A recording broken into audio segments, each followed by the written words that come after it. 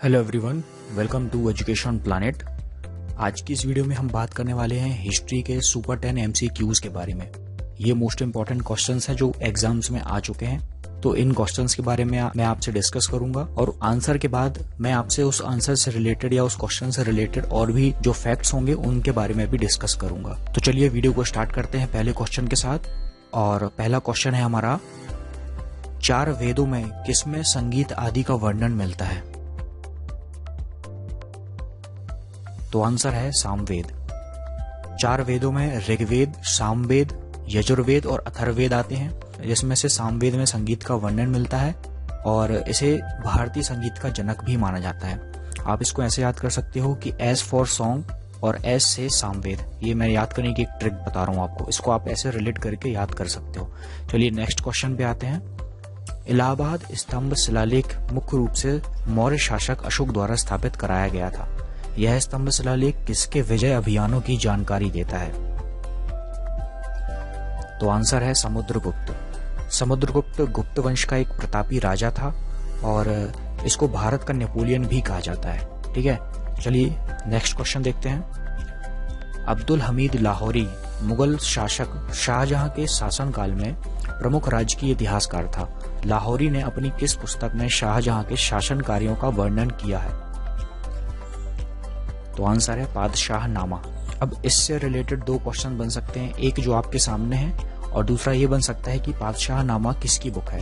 तो ये बुक है अब्दुल हमीद लाहौरी की। ठीक है, चलिए नेक्स्ट क्वेश्चन देखते हैं। विजयनगर का प्रसिद्ध विट्ठल स्वामी मंदिर तुलुव वंश के राजा कृष्णदेव राय द्वारा कहाँ बनाया गया था? तो ये बनाया गया था हम्पी में। ठीक है, विजयनगर को स्वतंत्र साम्राज्य के रूप में हरिहर और बुक्का इन 2 भाइयों ने 1336 ईस्वी में स्थापित किया था। विजयनगर का जो मीनिंग होता है, अर्थ जो होता है उसका, वो होता है जीत का शहर।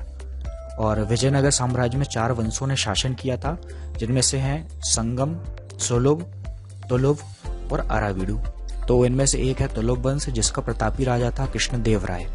इसकी महानता का अंदाजा आप इस बात से लगा सकते हो कि बाबर ने अपनी आत्मकथा बाबरनामा में कृष्णदेव राय को भारत का सबसे प्रतापी या शक्तिशाली शासक बताया है। और एक फैक्ट और मैं डिस्कस कर रहा हूँ यहाँ पे कि कृष्णदेव राय के दरबार में तेलुगु साहित्य के 8 सर्वश्रेष्ठ कवि रहते थे, जिनको अष्टदिग्गज कहा जाता था। ठीक है, चलिए नेक्स्ट क्वेश्चन देखते हैं। विजयनगर के किस सम्राट ने तेलुगु में आमुक्तमाल्यद एवं संस्कृत में जाम्बती कल्याणम नामक ग्रंथ लिखा था? तो आंसर है कृष्णदेव राय। ये वही कृष्णदेव राय जिनके बारे में इसके पहले वाले क्वेश्चन में बात कर चुका हूं आपसे। ठीक है, चलिए नेक्स्ट क्वेश्चन देखते हैं। भूमि की माप के आधार पर भू राजस्व का निर्धारण और प्रति विश्वा उपज का आकलन सबसे पहले किया था? किसके शासनकाल में किया गया था ये? तो आंसर है अलाउद्दीन खिलजी के अधीन। अलाउद्दीन खिलजी के शासनकाल में ये विश्वा उपज का आकलन किया गया था सबसे पहली बार।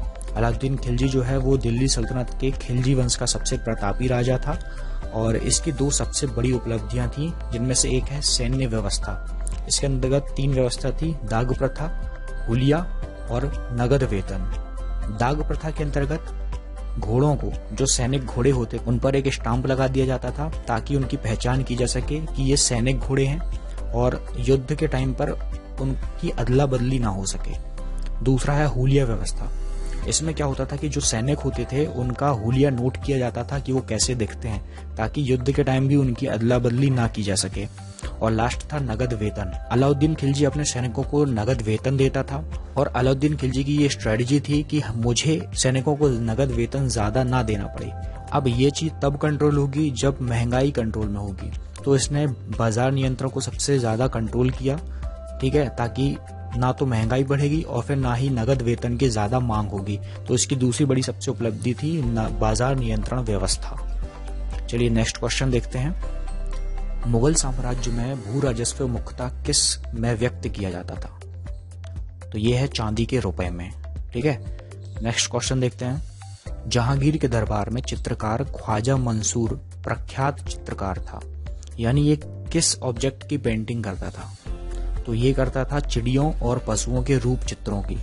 रूप चित्र जो होता था वो एक प्रकार का पैटर्न होता था पेंटिंग का, जिसमें चिड़िया और या पशु कोई भी इनका एक रूप चित्र बनाया जाता था। ठीक है, चलिए नेक्स्ट क्वेश्चन देखते हैं। ख्वाजा अब्दुल शामद किसके दरबार का चित्रकार था? तो ये था अकबर के टाइम पे। ठीक है, अब एक फैक्ट है यहाँ पर कि किसके शासनकाल को मुगल काल में चित्रकारी का स्वर्ण युग कहा जाता है? तो ये कहा जाता है जहांगीर के शासनकाल को।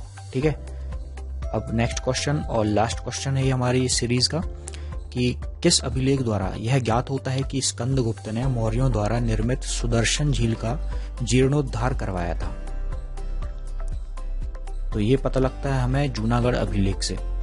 ठीक है, जो सुदर्शन झील है वो गुजरात में है, वो तात्कालिक उसको सौराष्ट्र कहा जाता था और इसका निर्माण अशोक द्वारा कराया गया था। तब वहां का स्थानीय गवर्नर या शासक जो था वो पुष्यगुप्त था। तो इस वीडियो में बस इतना ही। नेक्स्ट सुपर 10 MCQs को बहुत जल्द मैं आपके सामने लेकर आऊंगा, तो तब तक के लिए आप चैनल को जरूर सब्सक्राइब करें ताकि नोटिफिकेशन आपको मिल जाए। Thank you.